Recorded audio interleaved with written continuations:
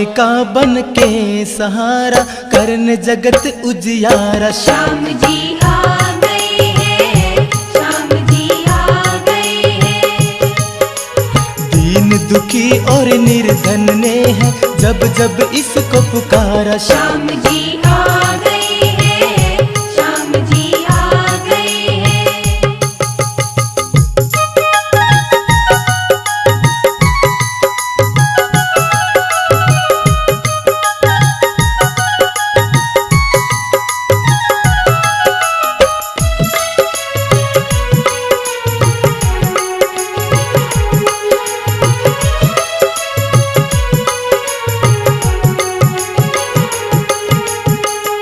निर्बल पे विपदा आई, कर दी है उसी की सहाई। भक्तों की धीर बंधाई, पल की न देरी लगाई। नेक कर्म से सज के धर्म से पल में संकट टारा। श्याम जी आ गए हैं, श्याम जी आ गए हैं। दीन दुखी और निर्धन ने है जब जब इसको पुकारा। श्याम जी आ गए हैं, श्याम जी आ गए हैं।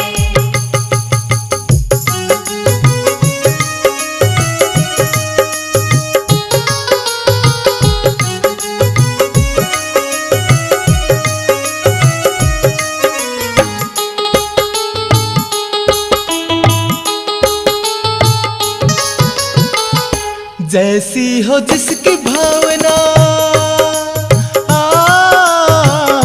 पूरी करे है मनोकामना। काम है इसका तो बस दुखियों के दुख टालना।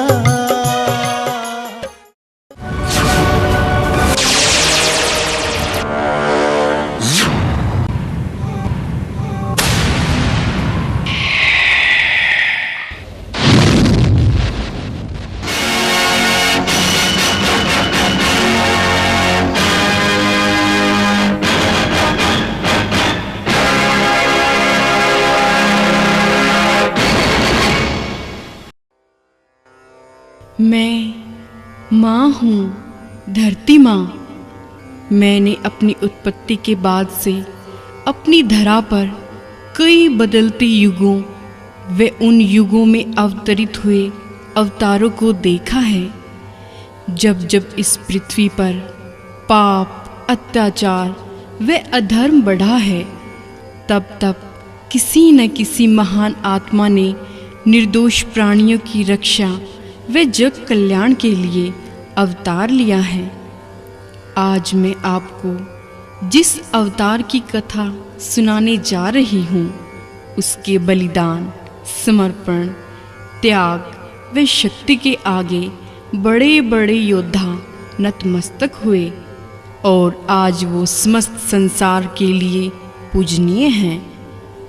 आज मैं आपको पांडव कुल में जन्मे वे अति शक्तिशाली राक्षस राज घटोत्कच के पुत्र वीर बर्बरीक के बारे में बताने जा रही हूँ, जिनको हम वर्तमान में खाटू श्याम जी के नाम से पूजते हैं। उनके जन्म, बलिदान वे खाटू धाम में प्रकट होने की समस्त घटनाएं बहुत ही अद्भुत व रोचक हैं।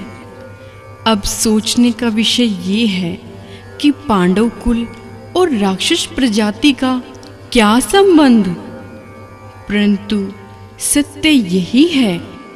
इसके लिए हमें बर्बरीक के जन्म से पहले उनके पिता घटोत्कच के जन्म के विषय में जानना होगा, तभी ये गुत्थी सुलझ सकती है।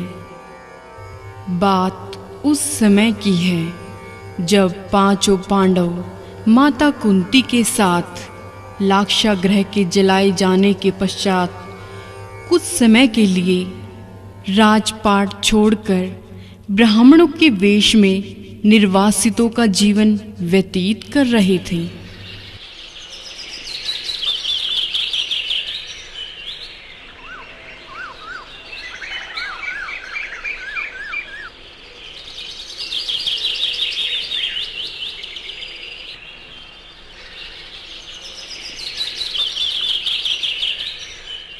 इस प्रकार वो चलते चलते काम्य वन के घोर जंगलों में पहुंच जाते हैं।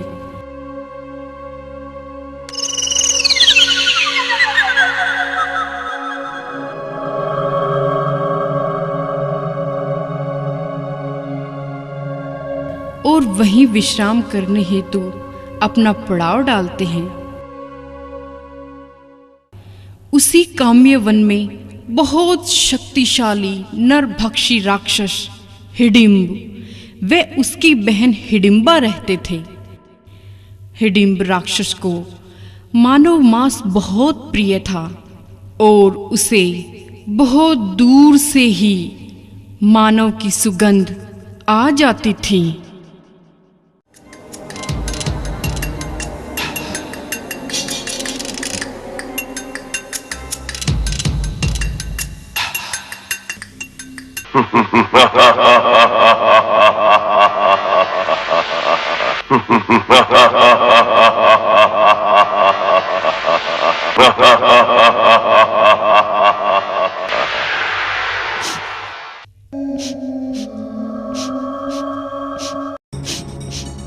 मानव और मेरे क्षेत्र में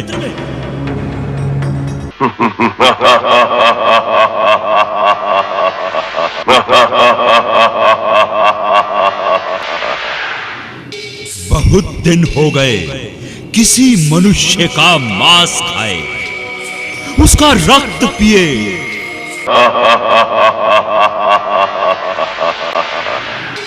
हिडिंबा, मेरी बहन, कहां हो तुम?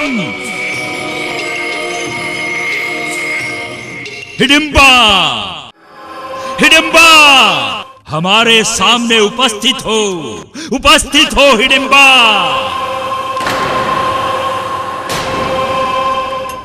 कहां हो मेरी बहन, कहां हो?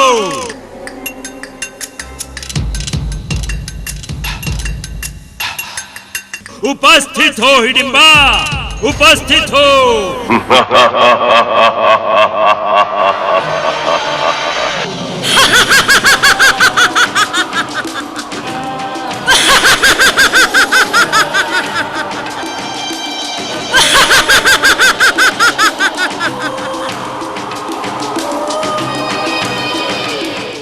भ्राता हिडिंब के चरणों में हिडिंबा का प्रणाम।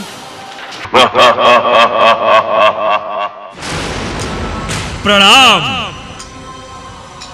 आओ हिडिंबा, आज हम बहुत प्रसन्न हैं, बहुत प्रसन्न हैं, बहुत प्रसन्न हैं हिडिंबा।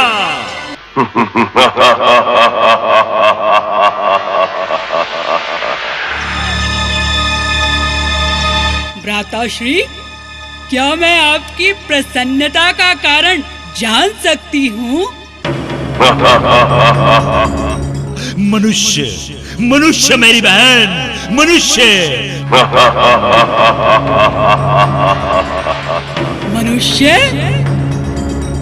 हाँ, मनुष्य। हमारे क्षेत्र में मनुष्य आ गए हैं।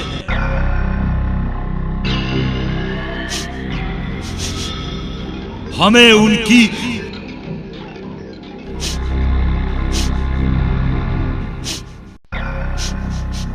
गंध आ रही है हिडिंबा, गंध।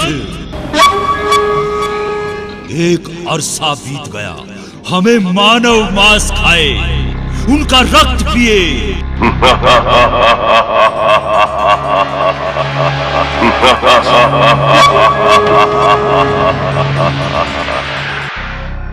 बड़ा आनंद आएगा, बड़ा आनंद आएगा।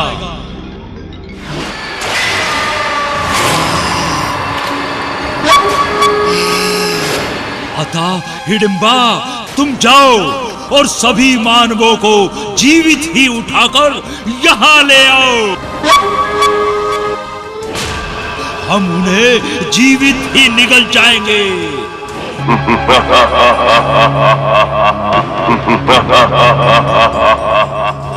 हम उन्हें जीवित ही निगल जाएंगे। जाओ जाओ।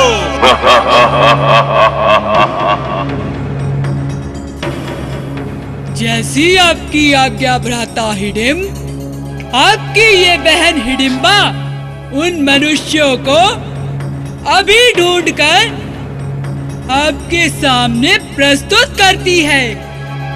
हमें जाने की आज्ञा दे भैया।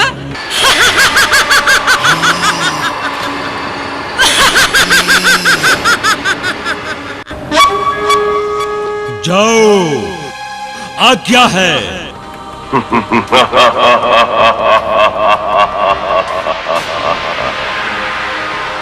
आज्ञा है, आज्ञा है, आज्ञा है।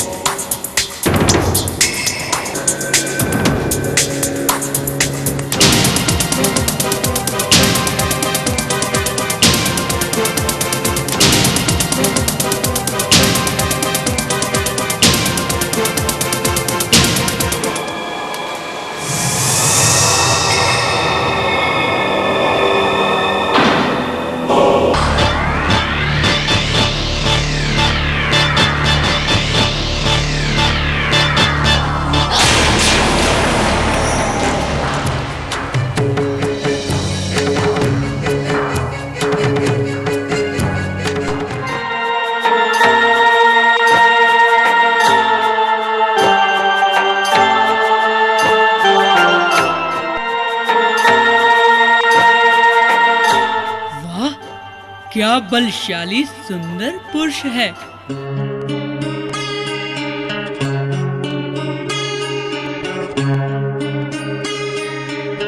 ऐसा लगता है मानो कामदेव स्वयं पृथ्वी पर उतर आए हों।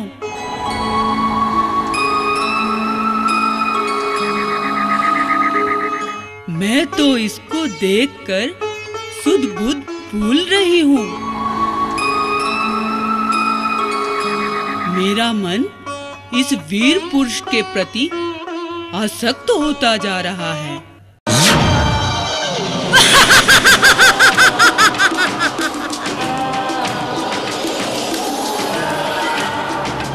क्या सोचने लग गई हिडिंबा?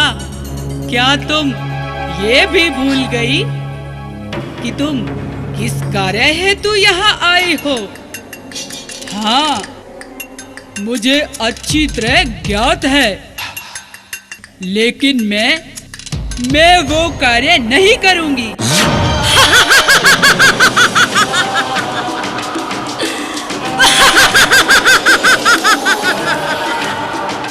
नहीं करोगी? क्या तुम्हें अपने प्राणों का भय नहीं? अगर तुम्हारे भ्राता हिडिंब को ये पता चला तो वो तुम्हें कदापि जीवित नहीं छोड़ेंगे। इस कामी पुरुष के लिए मैं अपने प्राण भी दे सकती हूँ। मैं नहीं डरती भ्राता हिडिंब से। मैं तो इससे विवाह करना चाहती हूँ। क्या तुमने अपनी सूरत कभी दर्पण में देखी है हिडिंबा?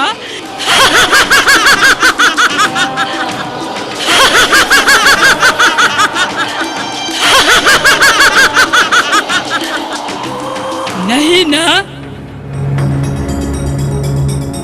तुम तो ये भी भूल गई कि तुम राक्षसी हो। कितनी बदसूरत हो। कहाँ वो सुंदर बलशाली पुरुष?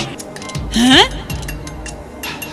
क्या तुम तो सत्य कह रही हो?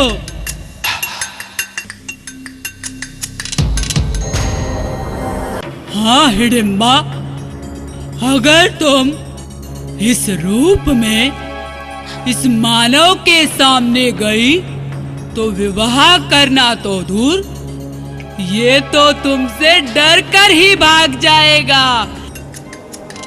तो फिर मैं क्या करूं?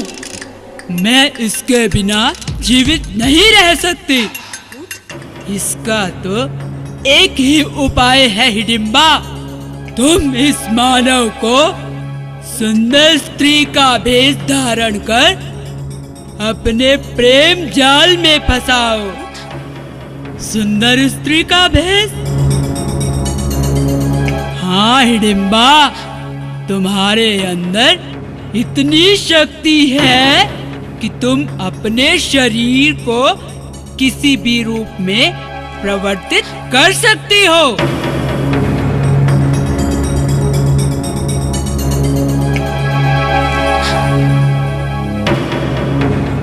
इसलिए तुम एक सुंदर स्त्री का भेष बनाकर इसे अपनी ओर आकर्षित करो।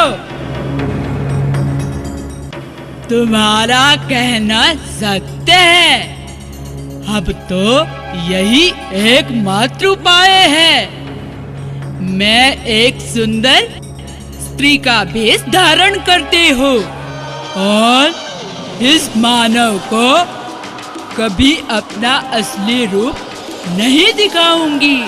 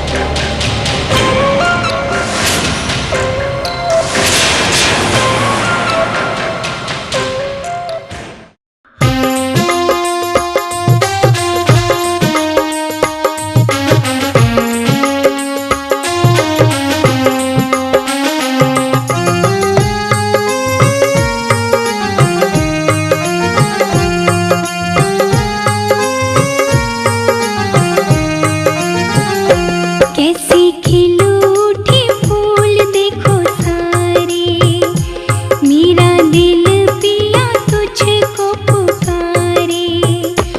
अब तेरे बिना जिया लागे ना, लागे ना।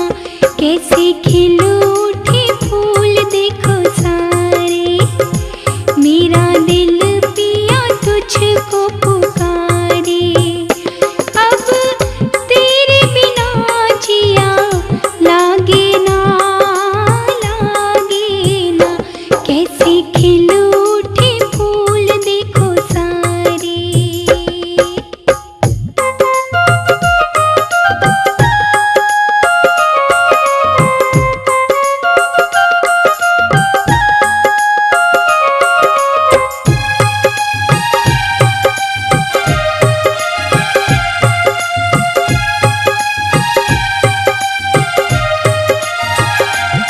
चले ठंडी ठंडी हवाएं, मेरे दिल में ये हलचल मचाए।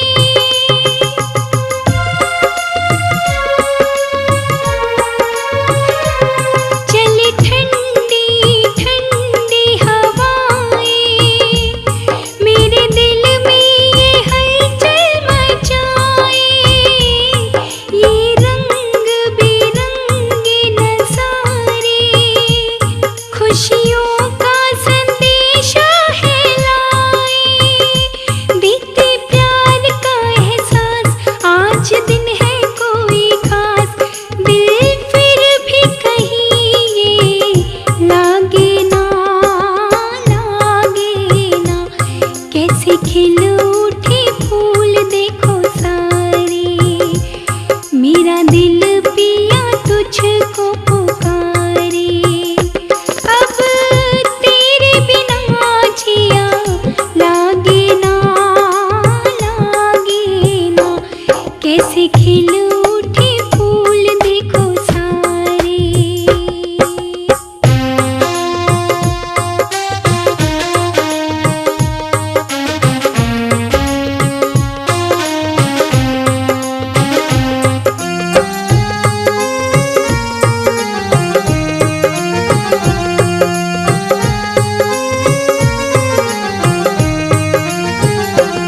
ये महकी महकी फिजाएं मुझे प्यारे की राहें दिखाएं।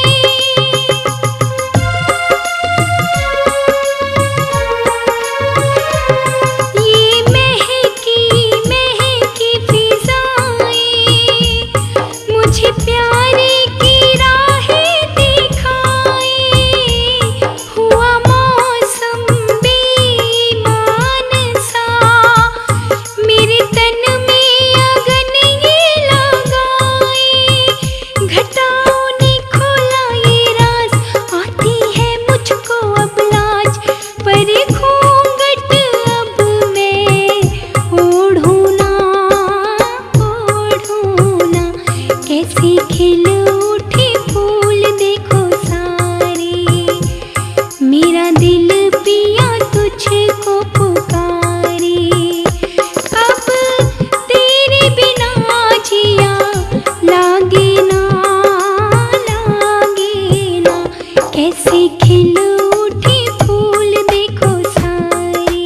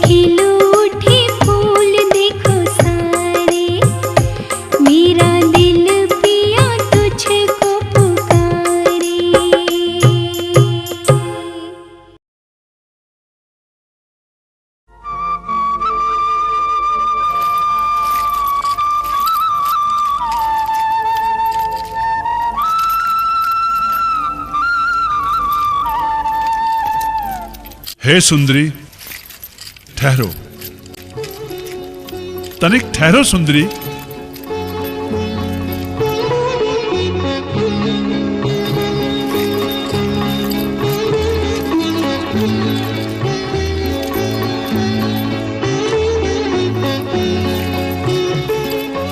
आपकी इस मधुवाणी और इससे भी कहीं बढ़कर आपके रूप सुंदरी ने हमारे मन को विचलित कर दिया है।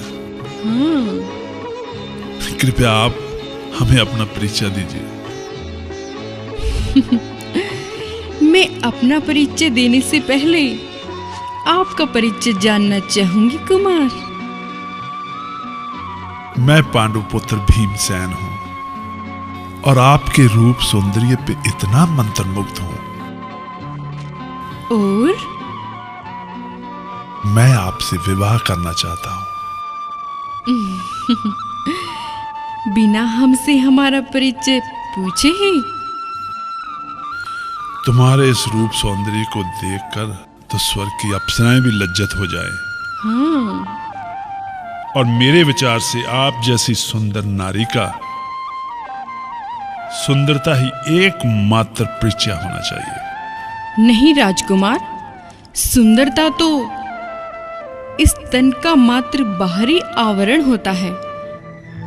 और मेरे विचार से आप जिस पांडव कुल से संबंध रखते हैं, वह विवाह के समय स्त्री की सुंदरता के साथ उसके धर्म, कुल व जाति को भी देखा जाता है। और आपने हमसे बिना हमारा परिचय जाने ही विवाह का प्रस्ताव रख दिया। ये आपके क्षत्रिय कुल की परंपराओं के विरुद्ध है कुंती पुत्र। हमें अपनी कुल की परंपराओं का अच्छी तरह ज्ञान है सुंदरी, और हम क्षत्रिय अपने वचनों को प्राण देकर भी निभाते हैं। आप चाहे जिस भी वंश, कुल व जाति से संबंध रखती हो, किंतु विवाह के बाद तुम पांडव कुल की पुत्र वधू हो। हमें आपके अतीत से कोई रुचि नहीं है। लेकिन राजकुमार, कभी कभी इंसान का अतीत उसके वर्तमान और भविष्य दोनों को अंधकार में डुबो देता है। और मैं ये कदापि नहीं चाहूंगी कि मेरे साथ ऐसी कोई घटना घटित हो। हे सुंदरी, तो आप हमें अपना परिचय दें। आप किस कुल से संबंध रखती हैं?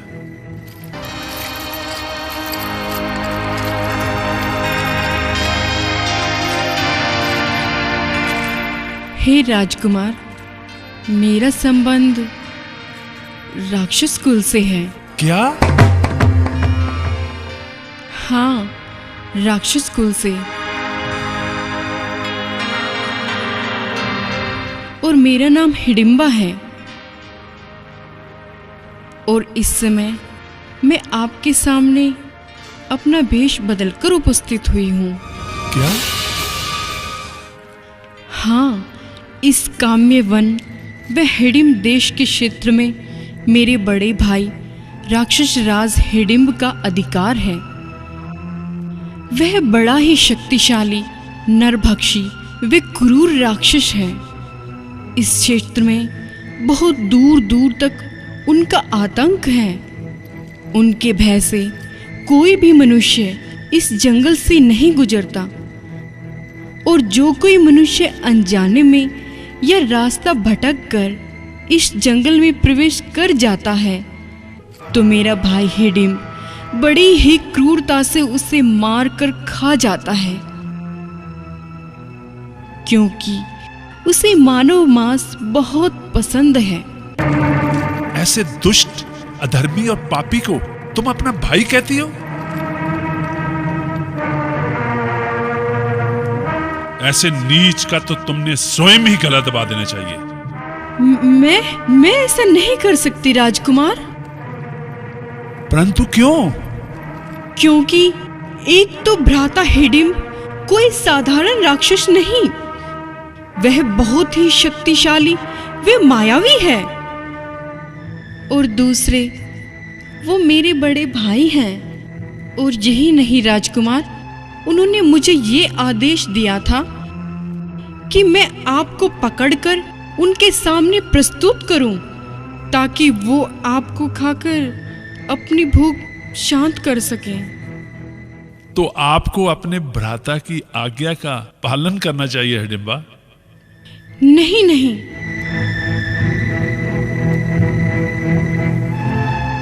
मैं अपने मन से आपको अपना स्वामी मान चुकी हूँ, और एक पतिव्रता नारी अपने सुहाग की रक्षा करती है, उसकी बलि नहीं चढ़ाती।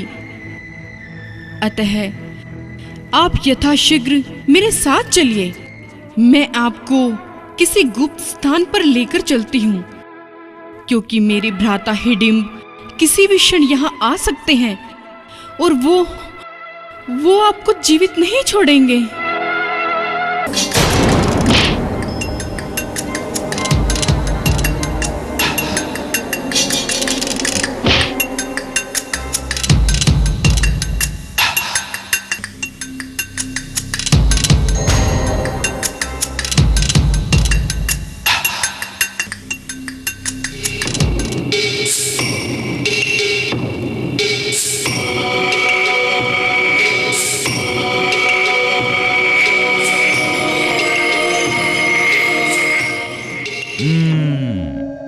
अभी तक आई क्यों नहीं?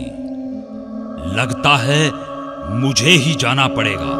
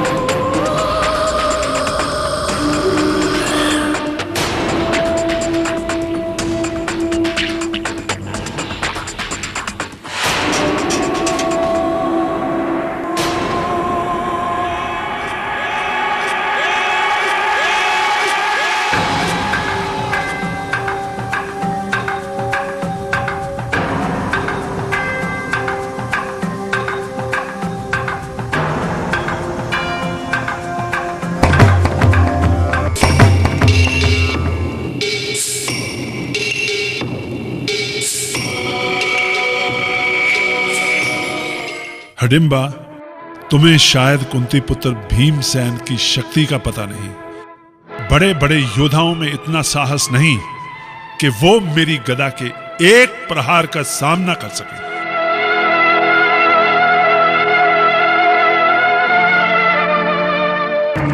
यदि तुम्हारा भाई यहां आया तो मैं उसे ऐसी मृत्यु दूंगा जो किसी राक्षस को नहीं मिली होगी। लेकिन आप मेरी बात को समझने का प्रयास करें, वो बहुत। हिडिंबा!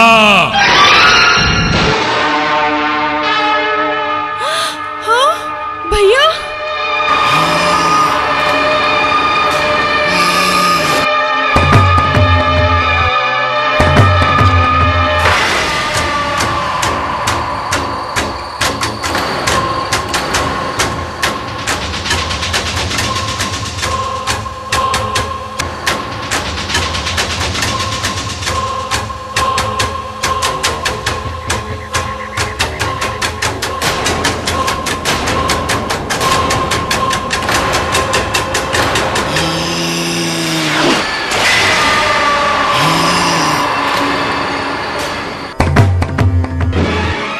तुम्हें तनिक भी लज्जा नहीं आई जो अपना भेष बदलकर साधारण मानव से प्रेम कर रही हो? क्या तुम्हारे हृदय से तुम्हारे भ्राता हिडिंब का भय खत्म हो गया? नहीं भ्राता हिडिंब, ये साधारण मानव नहीं, बल्कि हस्तिनापुर नरेश महाराज पांडु के पुत्र भीमसेन हैं। भीमसेन? और भ्राता हिडिंब, मैं मन ही मन इन्हें अपना पति मान चुकी हूँ और इनसे विवाह करना चाहती हूँ। हिडिंबा, बेशर्म, निर्लज्ज! क्या तुम्हें ये ज्ञात नहीं कि तुम राक्षस कुल से हो? महाशक्तिशाली राक्षस हिडिंब की बहन होकर तुम एक साधारण से दुष्ट मानव को अपना पति मानती हो? मैं तुम्हारा रक्त पी जाऊंगा। हिडिंबा! भैया! हिडिंबा! भैया! तुम्हारा रक्त पी जाऊंगा। नहीं भैया! हिडिंबा! भैया! तुम्हारा रक्त पी जाऊंगा। लगता है रक्त पीने का तुम्हें ज्यादा ही चाव है, दुष्ट हिडिंब। आज तक तुमने जितने भी मानव का रक्त पिया है दुष्ट, तुम्हें मारकर ये कुंती पुत्र भीम उन सब का हिसाब चुकता करेगा।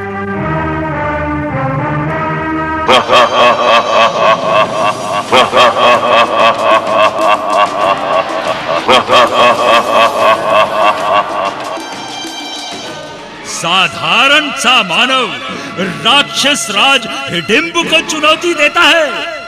राक्षस राज हिडिंब को!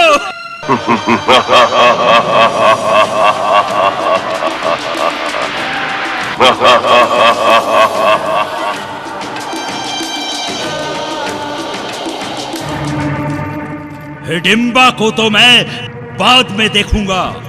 पहले तुझे मारकर तेरे दुष्कर्मों का फल दूंगा।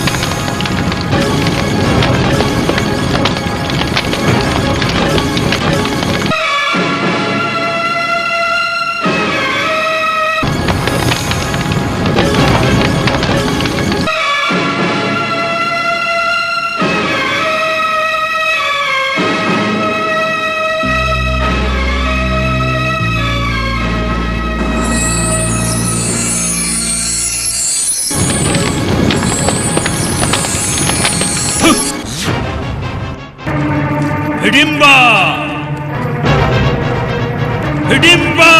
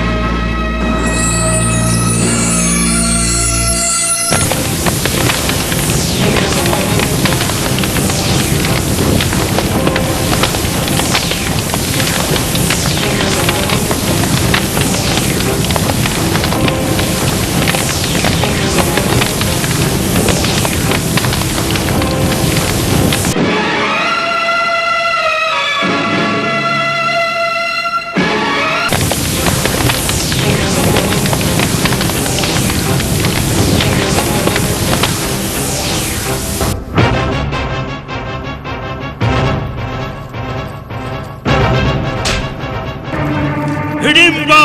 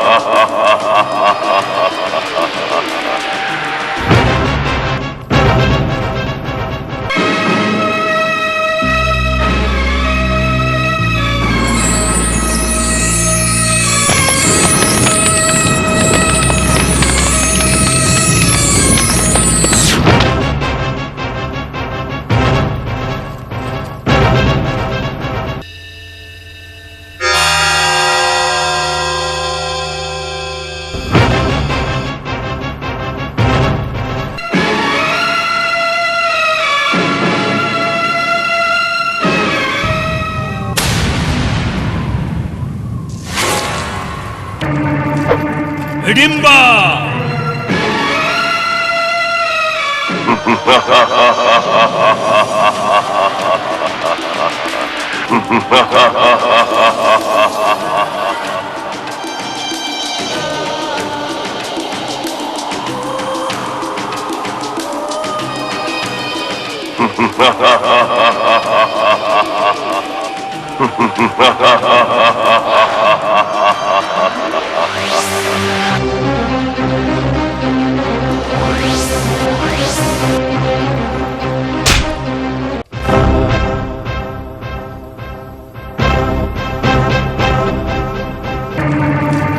हिडिंबा!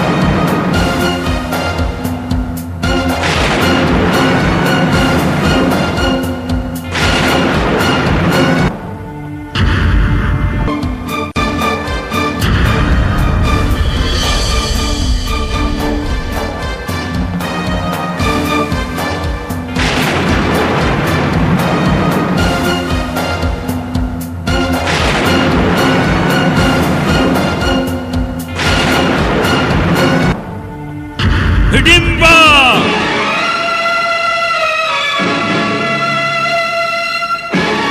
हिडिंबा!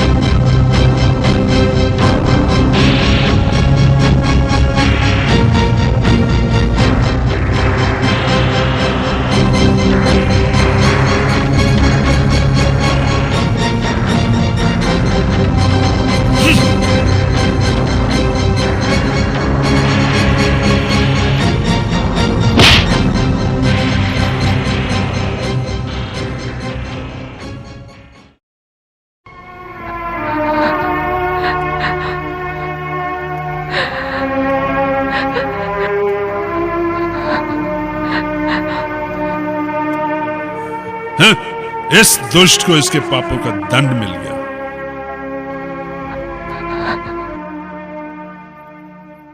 चलो हिडिंबा, चलो, मैं तुम्हें अपनी माता कुंती और भाइयों से मिलवाता हूं। चलो।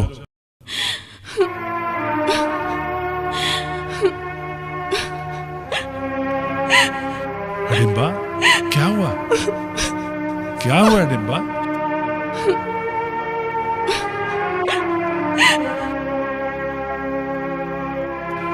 इस पापी और अधर्मी पर आंसू क्यों बहा रही है? राजकुमार, भाई कितना ही दुष्ट, पापी, अधर्मी हो,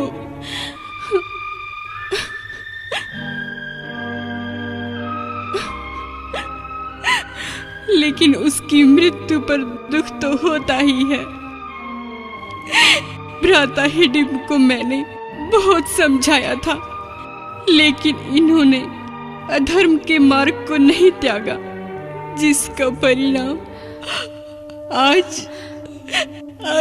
ये हुआ।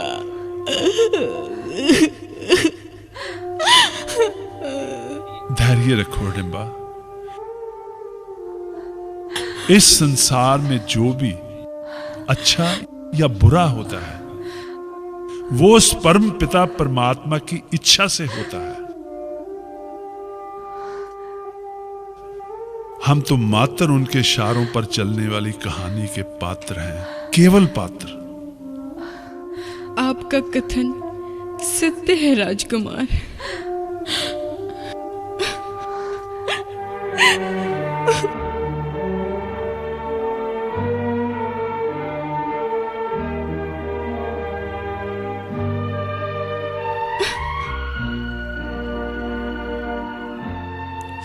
मैं इनके मृत शरीर का दाह संस्कार करती हूँ।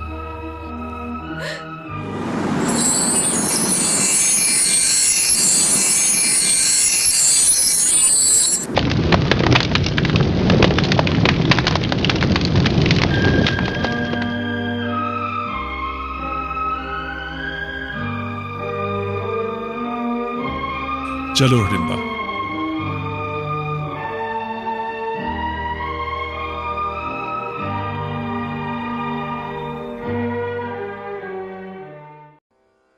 मैं माँ हूँ, धरती माँ। तो इस प्रकार हिडिंबा अपने भ्राता हिडिंब का दाह संस्कार कर पांडव पुत्र भीमसेन के साथ माता कुंती वे उनके शेष भाइयों से मिलने चल देती है। हिडिंबा के हृदय में अपने भ्राता हिडिंब की मृत्यु का दुख था, लेकिन उससे कहीं अधिक प्रसन्नता उसे भीमसेन जैसे वीर को अपने पति रूप में प्राप्त होने से थी। और जब जीवन में अपेक्षाओं से कहीं अधिक खुशी प्राप्त होती है, तो अन्य सभी दुखों का अंत स्वयं ही हो जाता है। और यही हिडिंबा के साथ भी हुआ। भीमसेन को प्राप्त कर लेने की खुशी ने उसे भ्राता हिडिंब की मृत्यु के दुख को भुला दिया। लेकिन हिडिंबा के मन में अब कई तरह के विचार चल रहे थे। उसे इस बात को लेकर संशय था कि कहीं उसके राक्षस कुल में होने के कारण माता कुंती उसे पुत्र वधू के रूप में स्वीकार न करे। किंतु उनकी ये चिंता व्यर्थ निकली।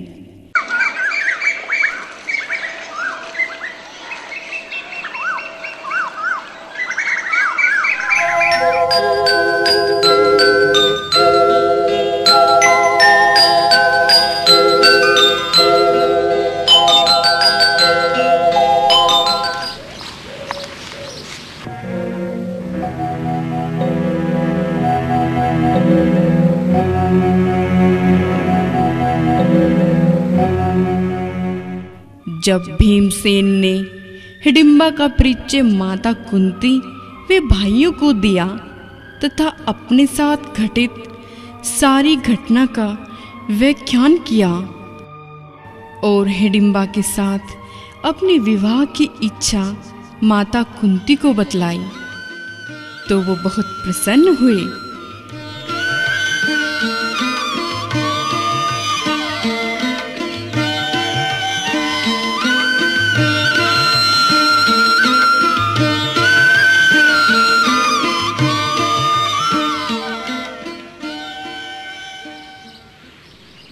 और उन्होंने दोनों का गंधर्व विवाह विधिवत रूप से संपन्न कराया।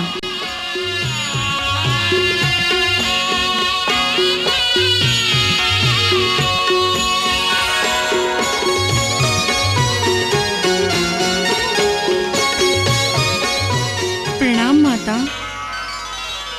सदा सुखी रहो पुत्री, सदा सुहागन रहो। प्रणाम भ्राता युधिष्ठिर। चिरंजीवी भव प्रिय अनुज भीम, मेरा आशीर्वाद सदैव तुम्हारे साथ है। संसार की हर खुशी तुम्हें प्राप्त हो। तुम्हारा वैवाहिक जीवन सुखमय हो अनुज भीम, सुखमय हो।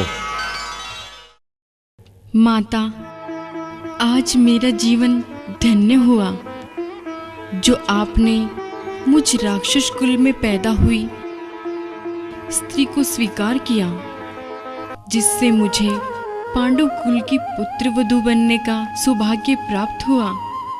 सचमुच माता, आप बहुत महान हैं।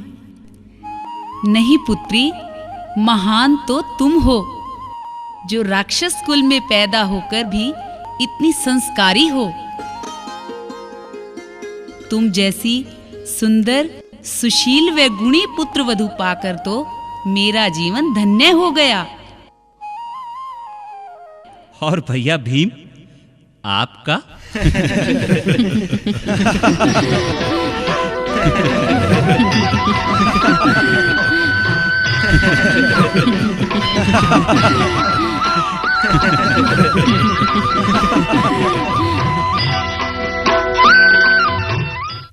मैं माँ हूँ, धरती माँ। तो इस प्रकार माता कुंती ने हिडिंबा को अपनी पुत्र वधू के रूप में स्वीकार कर लिया, लेकिन उन्होंने एक शर्त भी रखी कि भीमसेन केवल पुत्र प्राप्ति तक ही हिडिंबा के साथ हिडिंब देश रहेगा। हिडिंबा ने इस शर्त को सहर्ष स्वीकार कर लिया।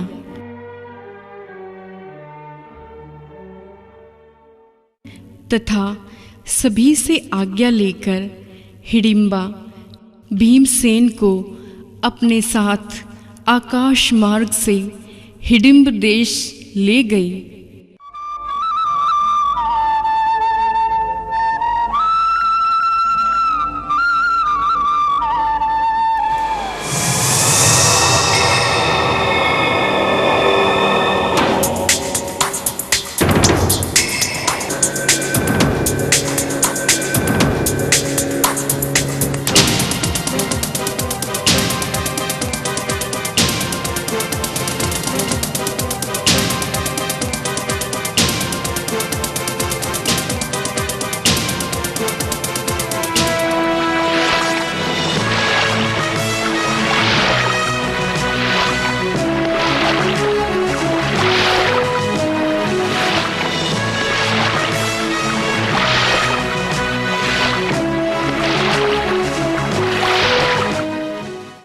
और दोनों वहाँ खुशी खुशी रहने लगे। ठीक 9 माह पश्चात देव योग से हिडिंबा ने एक सुंदर व अति शक्तिशाली पुत्र घटोत्कच को जन्म दिया। घटोत्कच में कई प्रकार की दैवीय शक्तियाँ जन्म से ही थी। हिडिंबा व भीमसेन इतने वीर पुत्र को पाकर अति प्रसन्न थे। कुछ समय संग रहने के पश्चात भीमसेन वापस माता कुंती व अपने भाइयों के पास वापस लौट गए। हिडिंबा बहुत दुखी मन से ये सोच रही थी कि न जाने अब उनकी पुनः अपने स्वामी से कब भेंट होगी। लेकिन ये संयोग काफी वर्षों पश्चात हुआ, परंतु परिस्थितियां लगभग एक समान थी। दोनों ही बार पांडव गांधार नरेश मामा शुकनी के छल कपट का शिकार हुए। पहले पांडव लाक्षक ग्रह के जलाए जाने से सुरंग मार्ग से काम्य वन पहुंचे थे और अब वो जुए में दुर्योधन से अपना समस्त राजपाट हार चुके थे। बदले में उन्हें 12 वर्ष का वनवास व 1 वर्ष का अज्ञातवास भी मिला।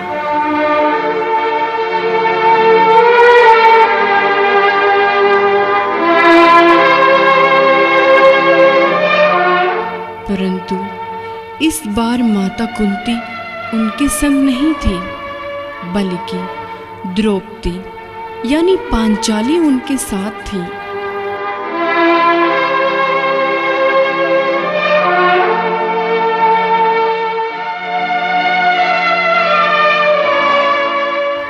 उधर बालक घटोत्कच भी अब युवा हो चुका था और उनकी भेंट अपने पिताश्री भीमसेन से होने वाली थी।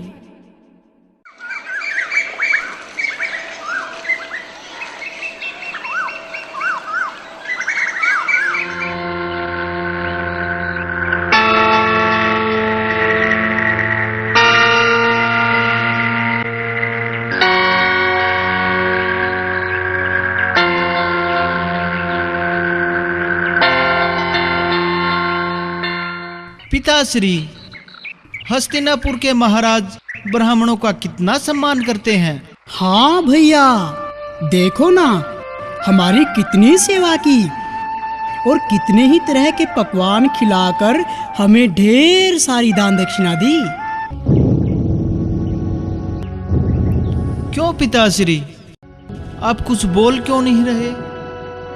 पुत्र, मैं चाहता हूं कि अब तुम अपने मुख से एक भी शब्द मत निकालो और शीघ्रता से इस भयंकर जंगल से बाहर निकलो। परंतु क्यों पिताश्री?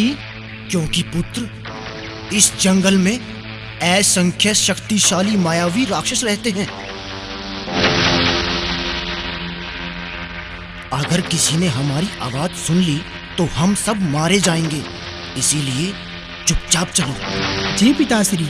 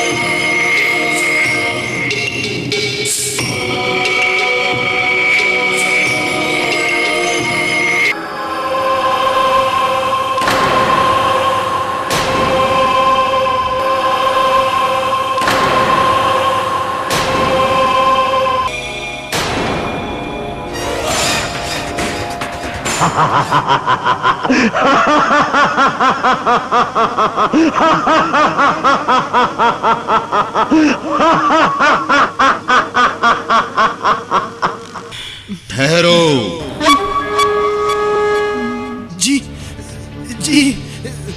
हमें क्षमा कर दो, हम पर दया करो, हमें जाने दो।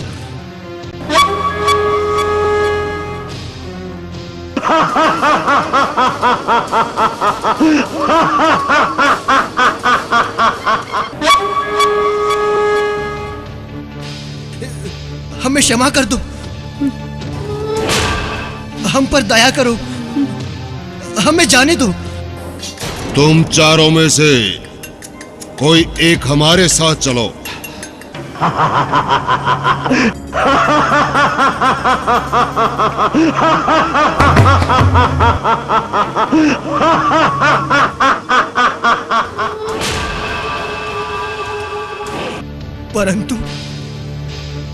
परंतु क्यों राक्षस राज?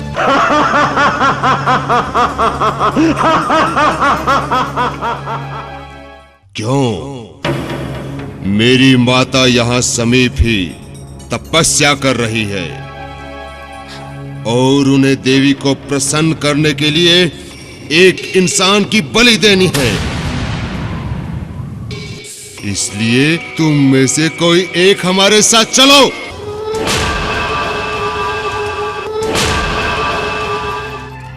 हे राक्षस राज, तो ठीक है, मैं तुम्हारे साथ चलता हूं। तुम मेरे पुत्रों को जाने दो। तो ठीक है, चलो। नहीं पिताश्री, नहीं पिताश्री। पिताश्री, आप ये क्या कर रहे हैं? अगर आपको कुछ हो गया तो हमारा क्या होगा? और माताश्री तो आपके बिना जीवित नहीं बचेंगी। इसलिए पिताश्री, मैं बलि के लिए इस राक्षस के साथ जाऊंगा, क्योंकि मैं मेरे भाइयों में सबसे बड़ा हूं। अतः पिताश्री, मुझे अनुमति दें।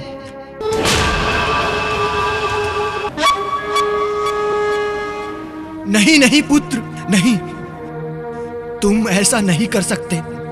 तुम तो मेरे प्राण हो, मेरे सबसे प्रिय हो।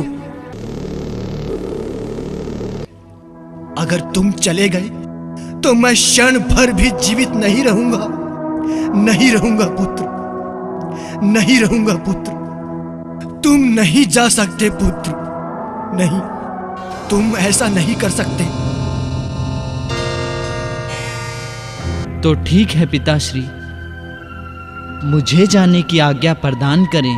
और वैसे भी मैं भाइयों में सबसे छोटा हूँ, इसलिए मेरा ये कर्तव्य बनता है कि मैं अपने बड़े भाइयों की रक्षा करूं। मुझे आज्ञा दे पिताश्री, मुझे आज्ञा दे। नहीं पुत्र, तुम तो बहुत छोटे हो और तुम अपनी माता के प्रिय भी हो। तुम्हारे बिना तुम्हारी माता तो पल भर में ही अपने प्राण त्याग देगी। नहीं पुत्र, मैं तुम्हें नहीं जाने दूंगा। नहीं पुत्र, नहीं।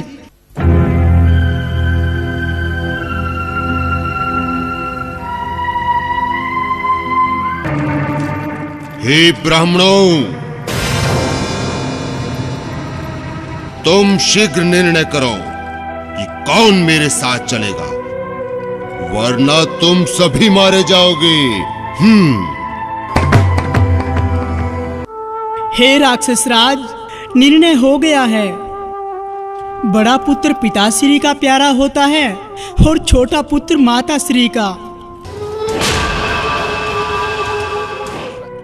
मैं मंझला हूं, इसलिए मैं किसी का प्रिय नहीं।